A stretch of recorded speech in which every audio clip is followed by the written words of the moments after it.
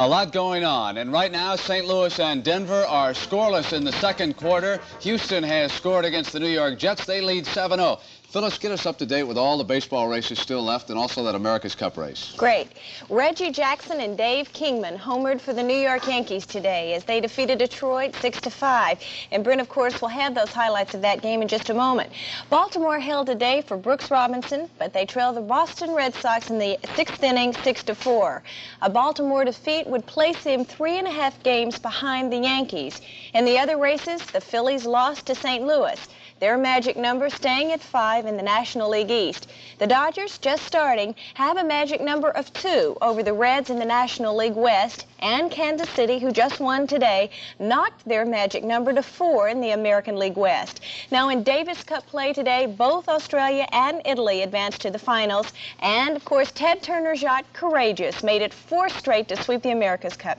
Britt, what about those Yankee highlights? All right, and Phyllis, also an update right now. Boston leading Baltimore 6-4 in the ninth. Now the highlights that Phyllis told you about. What a pickup Dave Kingman has turned out to be for the New York Yankees. In Tiger Stadium, where hitters flourish, he hit another one today. 2 in 2 days for New York as they rolled up a 6-run lead. And I want to show you a candidate for most valuable player in the American League. Maybe all you've heard about Reggie Jackson is controversy. Well, has he been thumping the last week? 5 home runs in a week, another one today. Yankees hold off the Tigers 6-5 and close in now on another championship in the American League East. And did we have an upset? The New York Giants and the Washington Redskins. Right away, the Giants ambush the Redskins' Billy Kilmer. Watch now as Kilmer attempts to throw a simple pass out on the flat. George Martin, defensive lineman, picks it off. 29 yards for a touchdown. Unfortunately, Martin later was injured. He'll be sidelined 4 weeks. Kilmer now trying desperately to bring the Redskins back into it. And he is helped here by an interference call. It is obvious on Fugit. He had no chance to go for the ball. That set up this touchdown play. Kilmer, second and goal. He shakes Riggins, number 44, loose, and he's got him as the Skins regain the lead. But it is Goldstein, the Giants' rookie quarterback. He missed all of last year because of an injury, who hit Ed Marshall down at the 7-yard line on a deflection by Houston. Then the touchdown pass that tied it at 17. Goldstein to Shirk. And it looked like they were headed for overtime. But on a simple, quick trap, the Redskins fumbled. And it was recovered by the Giants.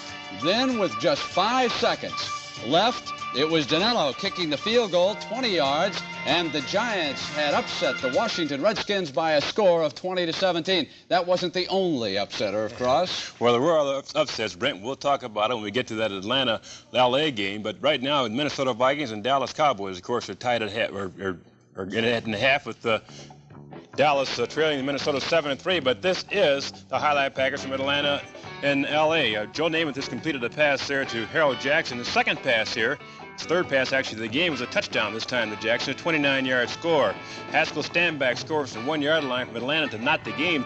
The Rams, by the way, missed an extra point in this game. The final score was 17-6, and Haskell Standback, who had a great preseason, carries 35 yards here down to the L.A. 36-yard line, which sets up another sequence of plays, allowing Scott Hunter to hit Wallace Francis along the sideline inside the 12-yard line.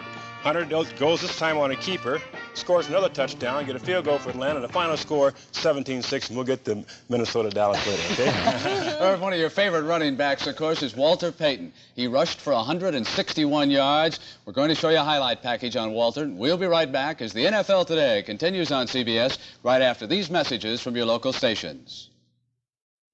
When pirates invade his territory, young Donald Boone springs into action. Watch this great American hero tomorrow night on CBS.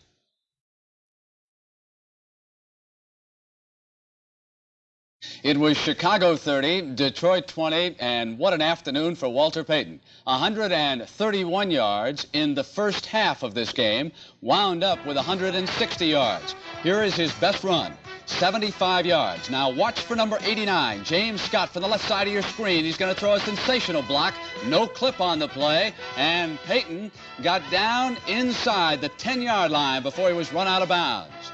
Then he came back, was still another long run. Look at that little delay that they run with Payton. Sprinting out to the left, 24 yards. Again, it is Scott out in front throwing the key block. One of 2 touchdowns by number 34. On a 1st and goal behind Reeve Sorey, he plows to the corner. Now let's take a slow motion look at what the Bears were doing. They held Peyton up for a count. Got great blocking from 35, Roland Harper. He whips a linebacker. Peyton then slips through the daylight. Counted on James Scott downfield. Here he is going on his own. And finally run out of bounds. Now his second and final touchdown. It's a 3-yard run. And watch his nose for the end zone. Right there. Walter Payton, 161 yards, 23 carries, and 2 touchdowns, and Chicago a winner. Irv, now it's time for the Dallas Cowboys. Okay, Dallas and Minnesota. Of course, 7-3 at halftime, with Minnesota leading the game at their home ballpark in Bloomington, Minnesota. And everybody expected this to be a tough ball game, and it is. Of course, Fran Tarkenton this time hands off to Sammy White, who breaks off his left guard and moves upfield for a 25-yard gain around the Dallas 25-yard line. Tarkenton this time elects to go through the air and picks out his favorite receiver, Chuck Foreman, who latches on to it. 10 yards, touchdown Minnesota, the only touchdown of the first half.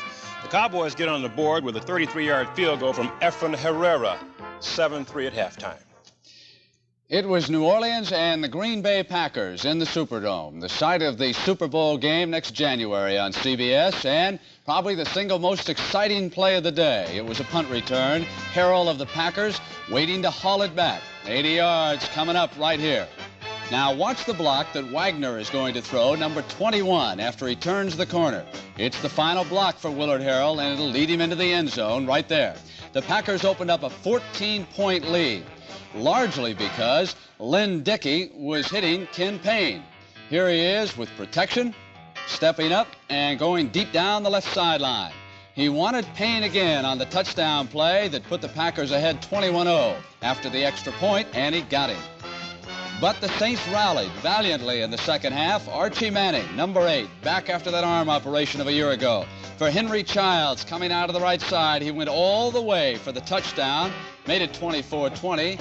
But then the Packers were able to hold on, and Bart Starr had beaten Hank Stram, and again that final score is 24-0. And of course, just a handful of games now still working. St. Louis and Denver, they are scoreless in the second quarter. Of course, the game you're watching, 7-3 Minnesota at the half. Baltimore over Seattle 14-7 at the half. Houston leading the Jets 7-0. And right now, let's go back to Bloomington, Minnesota. Pat Summerall and Tom Brookshire. Pat?